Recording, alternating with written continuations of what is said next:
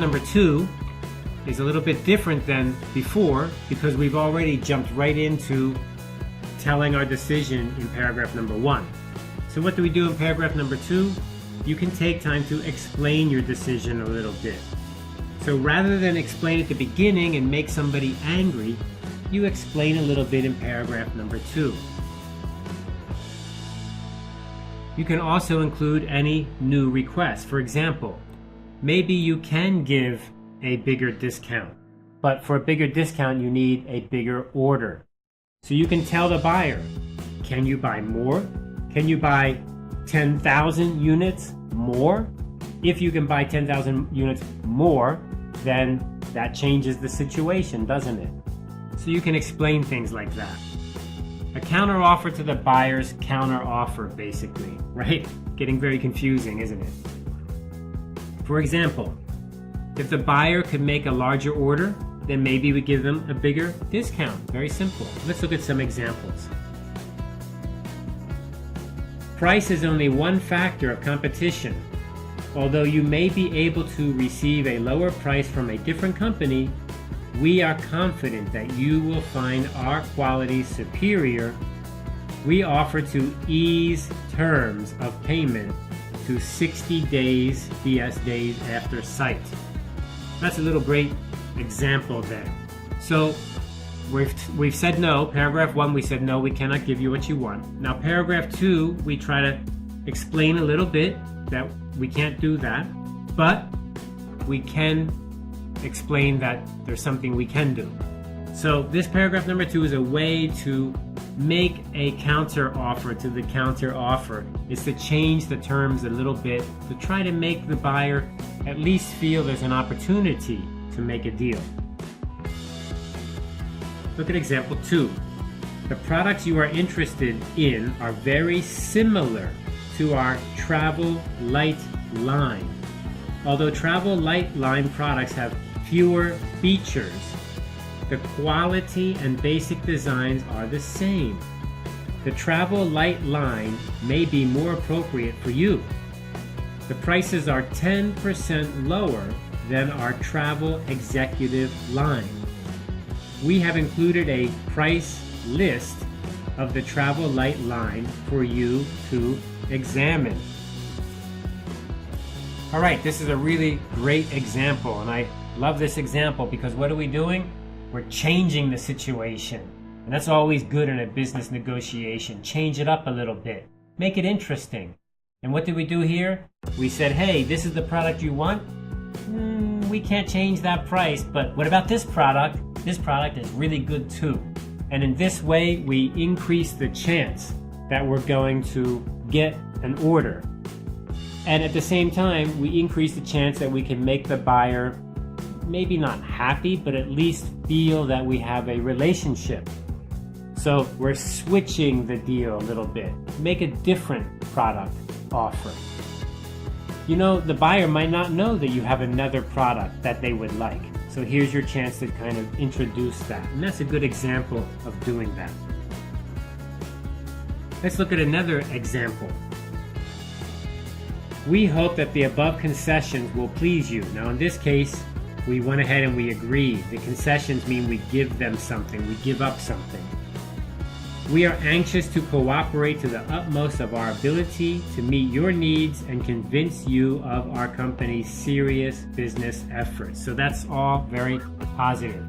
Of course, this one is very easy because you agree to the counter offer. So of course it's easy to agree to the counter offer. All right, let's look at the last final paragraph of this negotiation offer. If there's any information that you did not write in the first 2 paragraphs, then you can write it here. Maybe something that was not super important but you don't want to forget, or maybe something just extra that you did not talk about before. Now, this letter could be one of 2 ways, right? It could be a positive letter or it could be a negative letter. Positive means I agree to your counteroffer. Negative means I reject your counteroffer. So one way is kind of easier and one way is harder. Obviously, agreeing to the counteroffer is pretty easy. So then you would just end the letter by saying, I look forward to your order. I hope everything goes good in the future. But if you reject the counteroffer, then now you cannot talk about getting an order right away, but you can try to be positive. You try to stay positive and encourage the buyer to take a positive action. When you agree to the buyer's counteroffer, you can tell them you're looking forward to the order as soon as possible.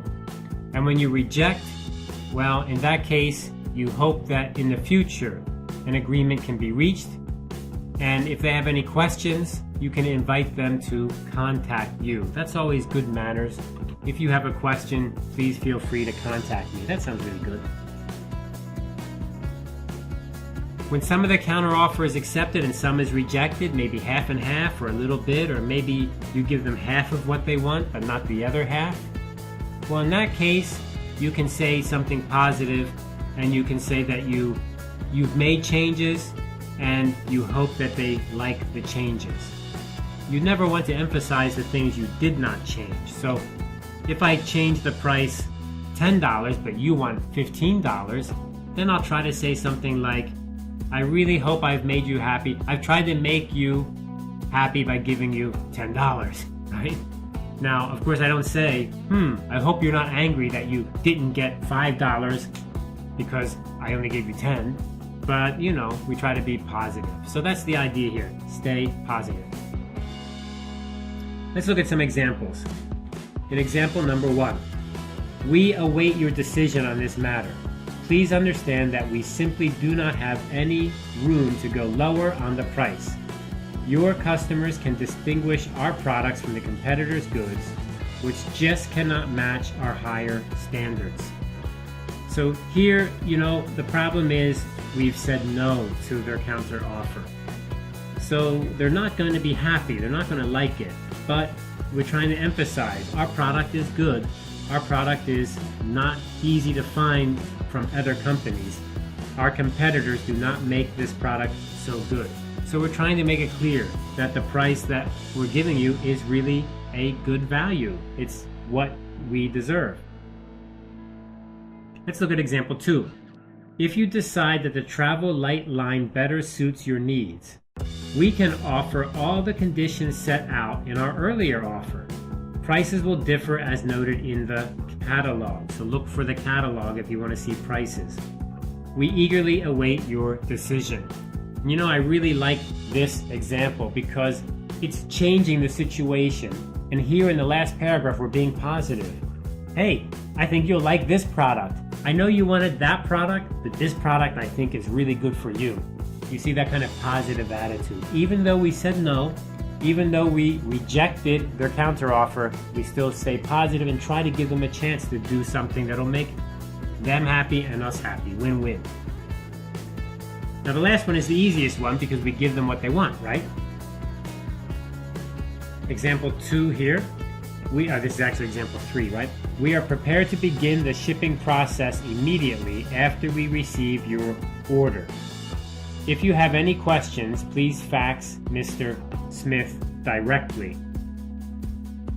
So what we've done here is nothing. Wow, it's actually the shortest one, isn't it? Let me see. Is that shorter? Yeah, it's the shortest one we have. Yeah, why would you need to write much? You're saying yes. You're giving them what they want. So of course they're going to be very happy. They're not going to, change their mind, I don't think. So okay, no big deal. We just confirm. We're going to ship soon. And if you have any questions, call this guy right here and he'll help you out. Okay, here's an example letter. And this is the negotiation letter. And of course we can see our heading, opening, body, and closing sections. And we can see the subject line here is nice and clear. I think I would like it more if it had like a specific order number maybe in it, some kind of order number. That would be really good. If it had a specific product name, I would like that even more, make it even more clear. And I know this is a letter and you're looking at it and you're saying, hey, I don't write letters like that. I write emails. Well, that's my point. Your email body should look just like this. It should look exactly the same. This would be your email inside. You need to do this to be professional. You need to avoid looking like unprofessional, right? You don't want to look unprofessional. You want to stay professional. And part of that is a really good subject line. We're always looking for a good subject line. So there you go. That's our kind of negotiation process, isn't it? Now, I teach negotiation in another class that has a lot of videos online, but that is not the same as the trade situation where we kind of know that we're trying to get to a win-win situation and we kind of know what we want. It's just sometimes a little bit of difference. In other negotiations, those differences may be huge, but I think usually at this stage when you're writing letters already, it's not a huge difference. You just need to work out the small detail. That's why you need to be careful and be accurate. So good luck with your international trade.